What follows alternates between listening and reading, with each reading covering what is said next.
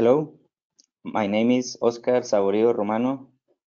I joined the Department of Wind Energy at the Technical University of Denmark in 2016, where I did my PhD, and I'm currently a postdoctoral researcher. My PhD project was part of Promotion's Work Package 3, where I was responsible for deliverables 3.3 and 3.5. Additionally, I contributed to other deliverables from Work Packages 1, 3, and 11, mainly. I will present some of our work on control solutions and compliance evaluation for ancillary services from DR-connected offshore wind power plants. In such work, we focused on the direct contributions such power plants can make by modulating their production, and we sought to answer two main research questions. Namely, how capable are grid-forming wind turbines in direct rectifier-connected wind power plants of modulating their production to contribute to the provision of ancillary services to onshore networks?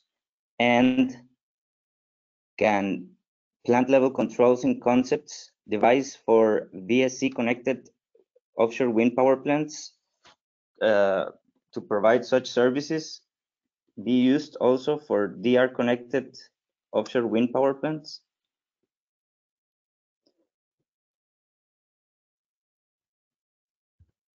For that, we have considered the plant level controls which manipulate and dispatch the active power references to the grid forming wind turbines, which are controlled using algorithms developed in Work Package 3. Proportional dispatch was considered so that the plant level active power controls manipulate the dispatch coefficient, and the active power reference of each wind turbine is then set as the product of such coefficient and the corresponding aerodynamic power available from the wind. In the project, we assessed the capabilities of such power plants to provide frequency support and power oscillation damping. I will now present some results of the EMT simulations we performed in PSCAD as part of our work.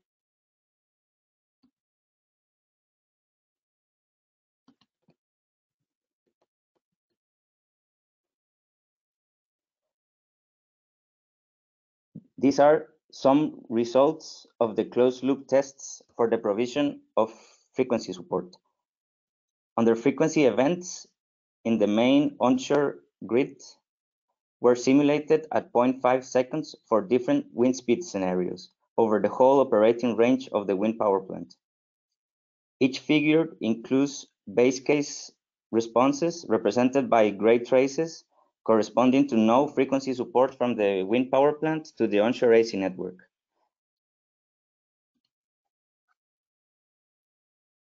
The red and black traces illustrate the cases in which the wind power plant provides communication-based and communication-less frequency support, respectively. In the former, the onshore frequency deviation is communicated continuously to the wind power plant, and in the latter, the HVDC link voltage is modulated in proportion to such deviation, as can be seen in the middle plot on the left. As can be seen in the top plot on the left, the onshore frequency response can be improved by having the wind power plant provide frequency support to the onshore AC network. By drawing on active power reserves from curtailed operation and increasing its active power output, the wind power plant increases the onshore frequency and maintains it at a higher value for as long as the wind allows, as can be seen in the bottom plot on the left and the top also. The increase in current results in an increase in the reactive power consumption of the direct rectifier, which is reflected in increases in reactive power and offshore wind power plant frequency, as can be seen on the plots on the right.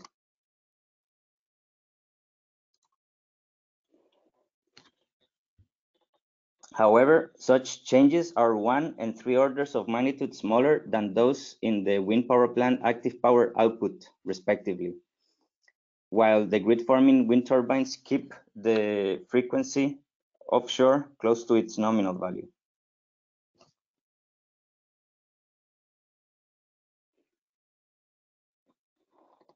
These figures depict the corresponding responses from 2 wind turbines located at each end of a string.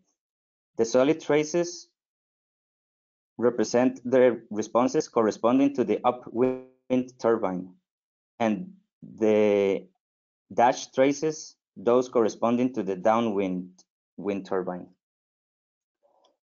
The wind turbine active power outputs portrayed in the middle plots reflect the assumed distributions of available aerodynamic power from the wind and the active power modulation when frequency support is provided. In all wind speed scenarios, the increase in active power in response to the onshore under frequency event is achieved by an increase in the wind turbine terminal RMS voltage that is 1 order of magnitude smaller, keeping them within their normal operating range, as depicted in the top plots. As can be seen in the bottom plots, the wind turbines share the absorption of reactive power according to the power rating and their active power output. Worth noticing also are unique features of frequency support from diode rectifier connected offshore wind power plants. Among those, the fact that since the diode rectifiers clamp the magnitude of the alternating voltage in the offshore network to the HVDC link voltage, changes in the latter are naturally reflected in the former without any additional control loop.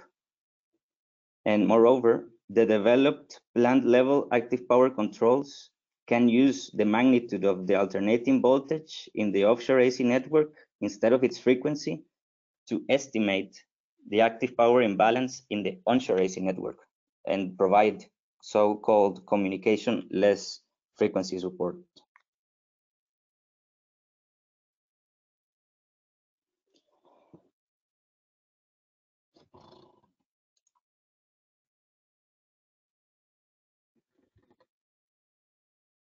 These are some results of the closed-loop tests for the provision of power oscillation damping for different wind speed scenarios over the whole operating range of the wind power plant. Onshore power oscillations in the main onshore grid were triggered at the beginning of each simulation.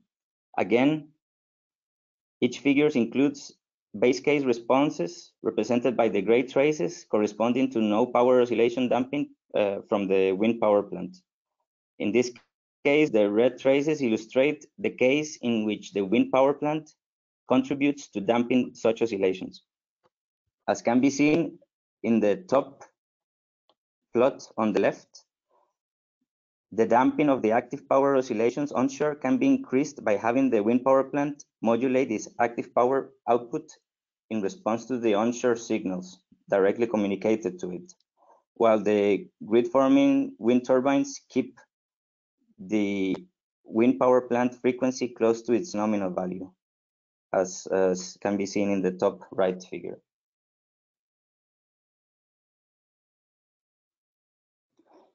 These figures depict the corresponding responses from 2 wind turbines located again at each end of a string.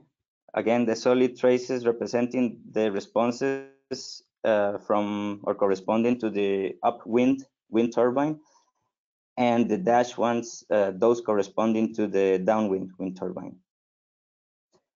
Again, the active power outputs portrayed in the middle plots reflect the assumed distributions of available aerodynamic power and the active power modulation when the power oscillation damping is provided.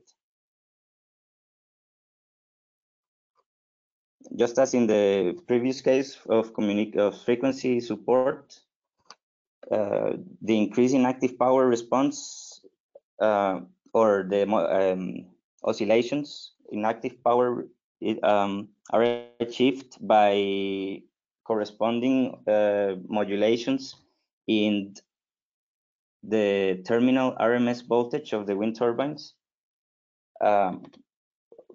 while nevertheless keeping them within their normal operating ranges.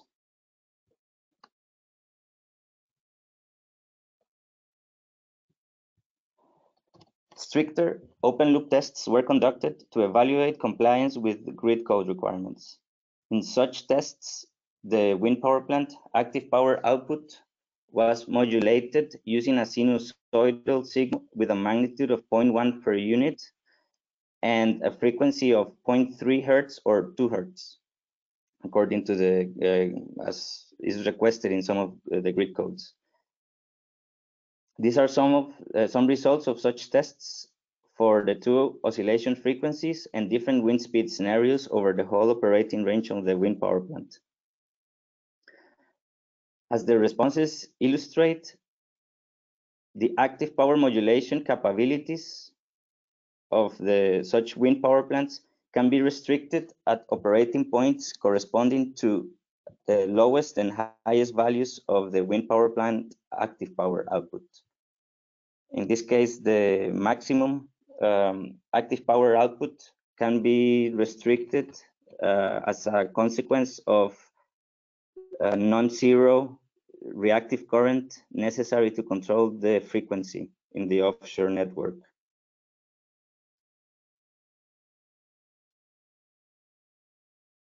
And the nonlinear characteristics of the diode rectifiers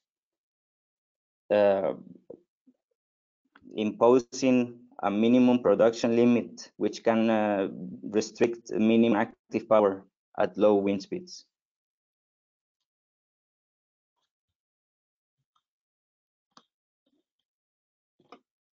Wrapping up, the main takeaways from our work are that the diode rectifier connection does not impact the capabilities of offshore wind power plants in most of their operating range to provide ancillary services to onshore networks by means of plant level controls and concepts similar to those devised for VSC connected ones. Employing such controls and concepts, DR connected offshore wind power plants can provide such services by modulating their production in response to signals either directly communicated to them or estimated from local measurements. The specified grid forming controls allow wind turbines in such offshore wind power plants to share reactive power, either consumption or production, and regulate the offshore AC network voltage magnitude and frequency, while modulating their production to provide such services. However, the capabilities to provide such services can be restricted at operating points corresponding to lowest and highest values of the active power output, within the minimum production limit imposed by the diode rectifiers restricting the provision at low wind speeds, and the reactive power and reactive current necessary to control frequency, taking some headroom in the turbines, restricting the provision at high wind speeds. Thank you for your attention, and for further questions, please do not hesitate to contact me. Hello again. My name is Nicolaos Cutululis, and I'm a professor at the Technical University of Denmark in the Department of Wind Energy, where I look at wind power integration, and I've been doing that for over 20 years now. When it comes to promotion, my main role in the project was to be the principal investigator from the DTU side, and I also acted as a work package leader for work package 3, and in the same capacity I was also a member of the project management group.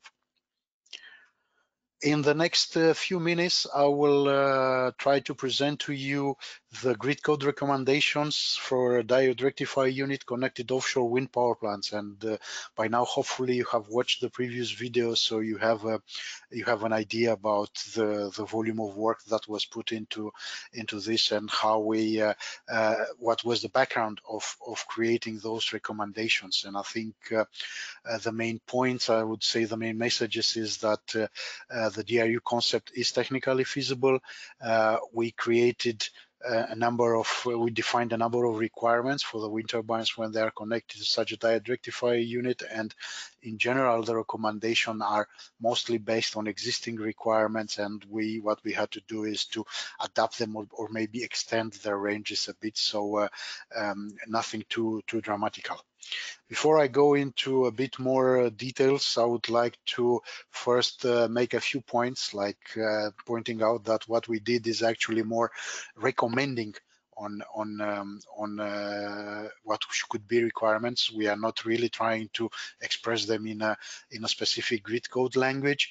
And then this is what we do is, of course, based on the still large but only work done in this work package and this project. So we cannot say that this should be a complete set of requirements for any DRU kind of connection and concepts. And of course, the requirements are based on the very specific structures that we studied in WP3, and we think they are valid as a minimum for this part. They could be valid for other kind of specific structures, but we have not really tested them. And of course, the same when we have quantitative requirements. These are based on the study cases that we did in WP3, which were very large or extensive, but still did not cover every possible case. And finally, of course, this is expressed. What is expressed by these recommendations is are only of the authors of the deliverable, and not for the whole promotion, which is a very large project with a very large number of partners.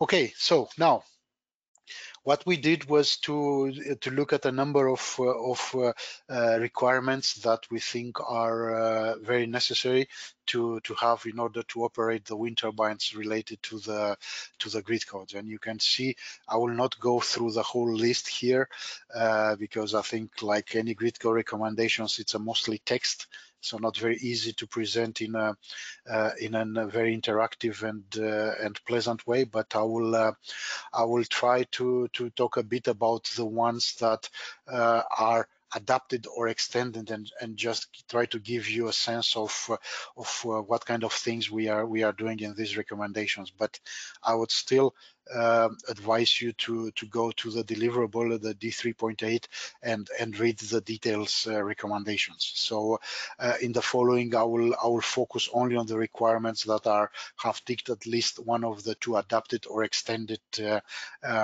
part in the column. So, for example, if we have the wind power connected to the diode rectifier mode, then due to the nonlinear properties that the diode rectifiers have, then their after a certain minimum production, they will not conduct anymore. So they will have to have a limit of minimum production of 2.5%, for example, and this is limitation related to the offshore wind power plant, so it should not be understood as a transmission system limitation. When we talk about the same way when it's connected to the diode rectifier mode, in order to optimize the filter design and operation, we recommend that we have a rather narrow frequency range mode for the operation, and you can see the numbers here and the durations in the column. And again, this is should not be understood as the frequency range like defined in the grid codes for any kind of operation or connected to the AC system, but it is specific for the diode rectifier unit operation, and it's the frequency in the offshore AC grid. Similarly, since as hopefully you have seen in the previous videos by now, the frequency in the offshore AC network is controlled by the wind turbines. So in that case, the offshore wind power plant should be able to control that frequency and do it with a certain performance, like being able to control to a new set point with a rise time of less than 3 seconds, and in terms of dynamic frequency control, or we should try to control it in a way that the rate of change of frequency in the offshore grid should not be larger than plus minus 2 hertz per second. So those are again specific requirements to the wind turbines when they are connected to the diode rectifier unit. Also, the similar as the frequency, we have the voltage requirements, because again, the wind turbine should also be controlling the voltage in the offshore AC network, and in that sense, they should able to control the wind turbine generator output voltage and reactive power. Even when it's not connected via the HVDC, so we don't have any power flow through the link, we should be able to connect the voltage and control the voltage magnitude of the interface between the offshore wind power plant and the HVDC. And the same in this case, since this control is distributed among a large number of units, the control of voltage and reactive power should be done with a rise time of 1 second from when the set point is received. And finally, I will only talk about some of the recommendations for DC fault write-through requirements, where in this case, of course, the offshore wind power plant should be either securely turned off or perform a full write-through operation, and of course should be turned off when we have a permanent loss of the DC connection, or when in case of a DC connection with redundancy, which could be a multi-terminal grid or a mesh grid or some kind of other way of transmitting, of other path of transmitting the power, then the offshore wind power plant should be capable of performing fault write-through for security clear DC faults, and this should be in a similar way that is done as the AC faults. So hopefully I managed to give you an idea about the kind of recommendation for Greek code requirements that we've produced in the work package. And again, I will advise you to go and look at the deliverable 3.8 available on the promotion website, and hope to see you for further interaction and discussion on the live webinar on 4th of September. So you will be able to write your questions on the website before that, but also ask them live in the discussion. Thank you.